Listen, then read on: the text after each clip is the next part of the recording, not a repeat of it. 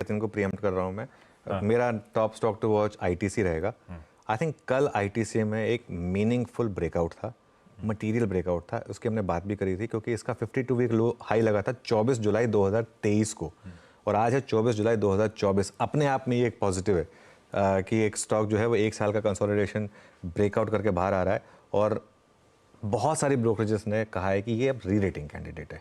देखिए वो 23 जुलाई 2024 जो हाई था, तो बहुत लोगों ने बोला है कि ये री रेटिंग कैंडिडेट है और इसका वैल्यूएशन भी मेरे हिसाब से कंफर्टेबल है, तो इसके लिए आज शायद 500 क्रॉस कर जाए।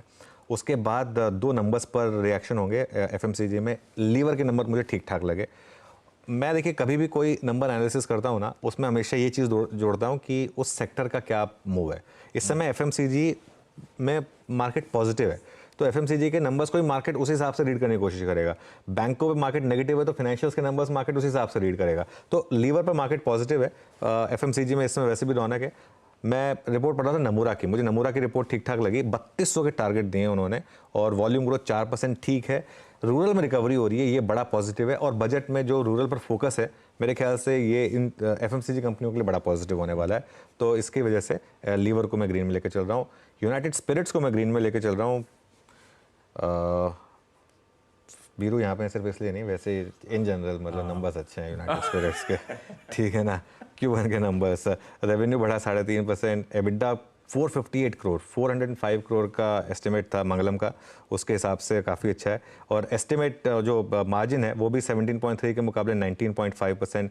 प्रॉफिट 299 करोड़, 238 करोड़ का एस्टिमेट था। और जो बाकी के ब्रांड्स हैं प्रेस्टीज और अबव, उसमें 10.1% की ग्रोथ है, 8 to 9% का एस्टिमेट था। ये स्टॉक चल चुका है, लेकिन ये एक ऐसा स्टॉक है, बहुत लोग वेट कर रहे थे कि ये एक बार 4 डिजिट में ब्रेकआउट हो जाए उसके बाद लेंगे, क्योंकि इस स्टॉक ने पिछले 6-7 साल लोगों को बहुत तंग किया था। अब फाइनली इस स्टॉक में मैनेजमेंट चेंज का इम्पैक्ट दिखने लगा है और अब ये स्टॉक मेरे ख्याल से यहाँ रुकने वाला नहीं है। थोड़ी प्रॉफिट बुकिंग पोस्ट नंबर्स आ जाए वो अलग बात है, लेकिन मैं इसको ग्रीन में लेकर चल रहा हूँ। और एक थोड़ा सा एडजस्ट करने के लिए रेड ले लिया, बजाज फाइनेंस।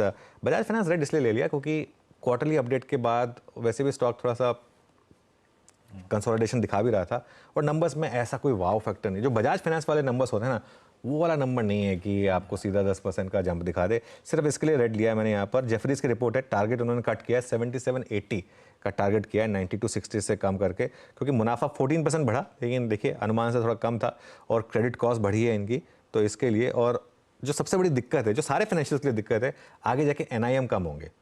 एक जो हमको एक लग रहा था कि निम कटिंग की जो साइकिल है वो खत्म हो गई है, वो क्लियरली खत्म नहीं हुई है। यहाँ से और एनआईएम कम होंगे, ये चीज़ क्लियर है। तो इसके लिए और कम होने भी चाहिए वैसे फ्रैंकली, क्यों भाई इतने मार्जिन पर काम करें तो जब बाकी लोगों को नहीं मिल रहा उस तरह से मार्जिन। तो इसके लिए ये मेरे ख्याल से रेड में रख रहे हैं। बिल्कुल ठीक। ये है आज के 4 बेहतरीन बिग स्टॉक्स।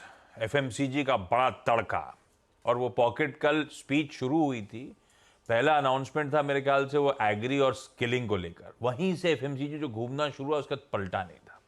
बढ़िया मूव्स आए थे। ITC, HUL, USL. ITC budget related, HUL और यूएसएल अपने नंबर्स के चलते रडार पे रखिएगा।